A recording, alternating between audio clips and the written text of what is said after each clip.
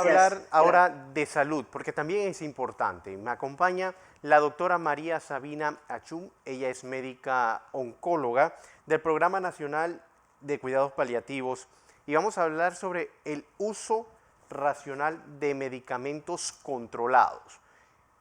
Bienvenida, doctora María. Buenos días. Buenos días.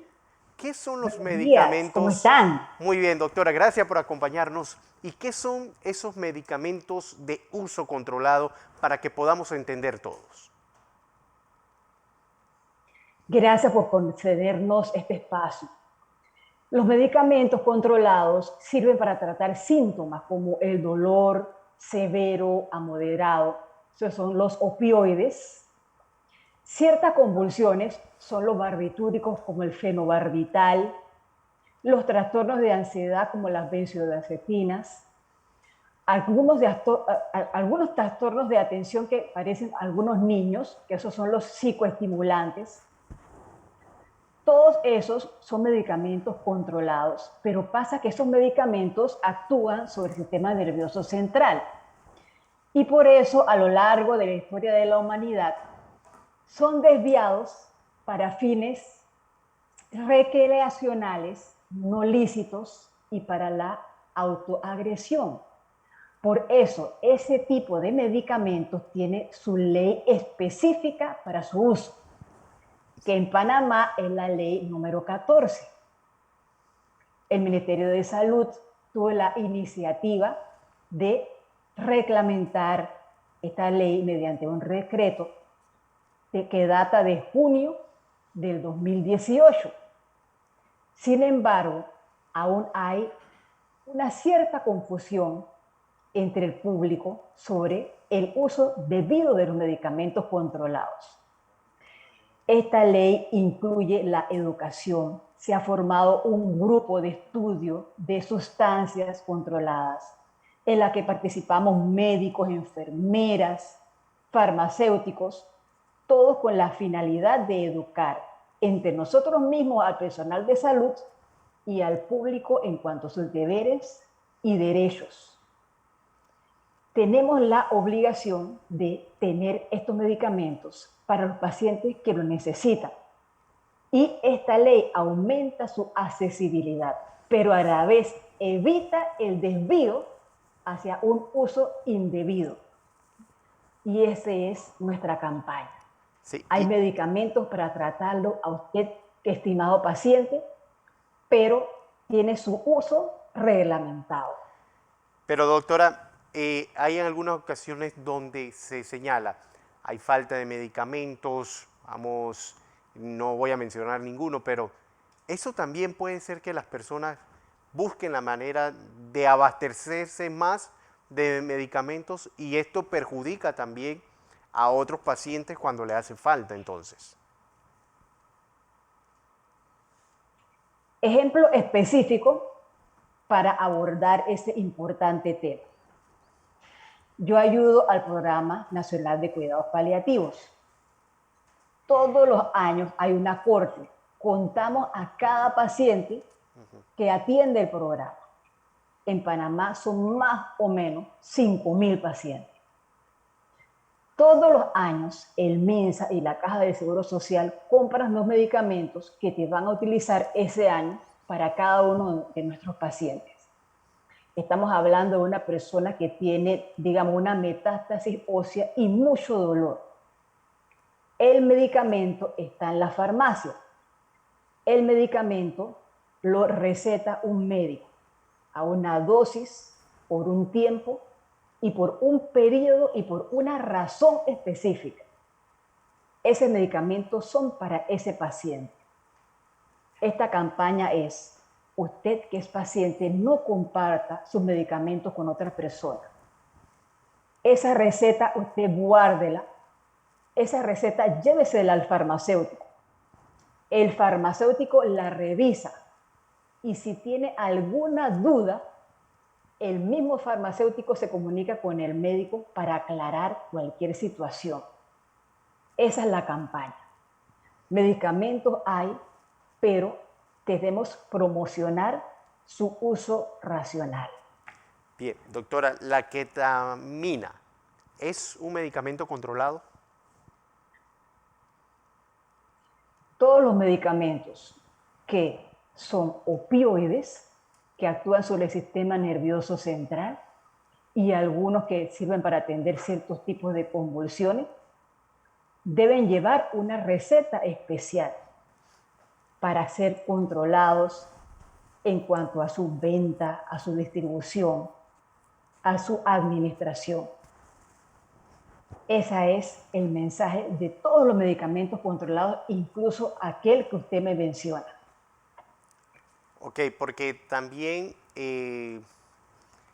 hay medicamentos que se tienen que vender bajo receta, pero si uno conoce a veces el farmacéutico, se la puede vender, como son los casos de algunos antibióticos. ¿Cómo se puede regular en esta ocasión? Hay distintas regulaciones. Por ejemplo, hay medicamentos que usted va a una tienda, Sí. por ejemplo, el acetaminofén, y se lo vende. Hay medicamentos como ese que usted mencionó, que es el antibiótico, que requiere una receta. El farmacéutico no se lo puede vender si él primero no revisa la receta. Porque si usted va y consigue un antibiótico, usted mismo se puede estar produciendo un daño. Usted no sabe qué tipo de bacteria o qué tipo de virus usted le está produciendo esa infección. Y si usted se puede decir, porque lo buscó en Google o porque a una persona se lo dijo, un antibiótico, usted se puede estar creando una resistencia bacteriana. Ese es el caso de los antibióticos que no son controlados, pero necesitan receta. Digamos, usted sufre de un dolor, una convulsión. Hoy está en el programa de cuidados paliativos y necesita un parche de fentanil. Ese necesita una receta que viene con copia y que es bien específica. El médico la firma de su puño y letra, le pone su sello y pone la forma de ser localizado. El farmacéutico revisa todo, desde el título hasta la firma. Y si todo está bien, el paciente recibe su medicamento. Si hay alguna pregunta, es común que el farmacéutico la revise y llame al médico.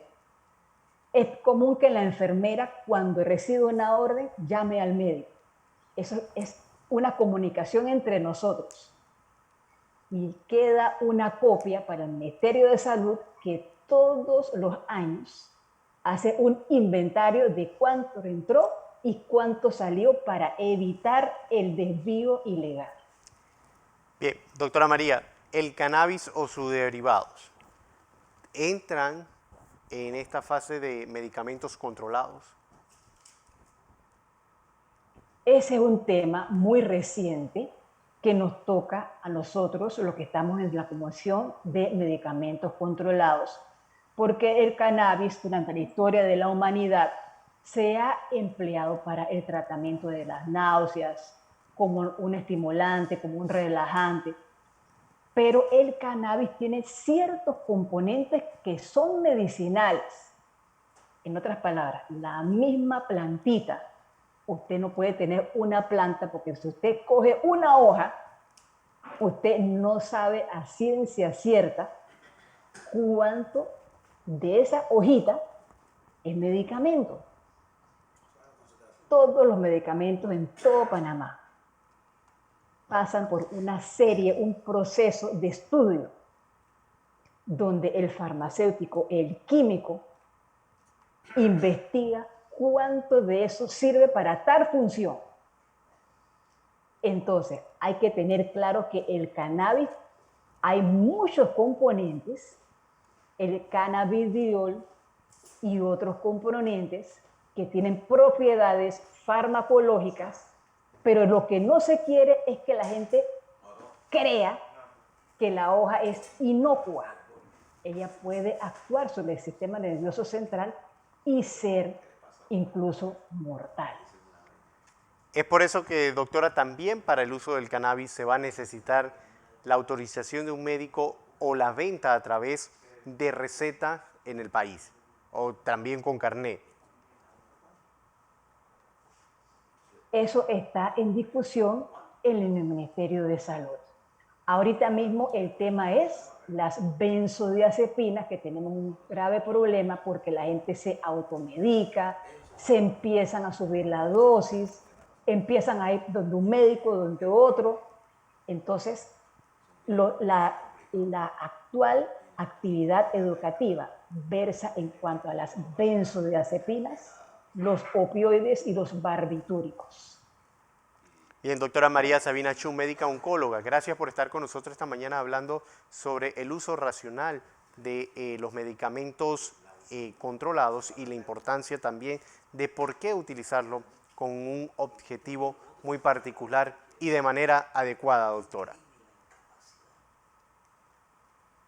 Muchas gracias a ustedes, mis estimados público. Utilicen sus medicamentos en la dosis, por el tiempo y por la razón que fueron indicados. No los compartan con otras personas. Guárdenlos bien, no al alcance de los niños ni de las mascotas. Estamos aquí para ayudarnos. Muchas gracias. Gracias, doctora.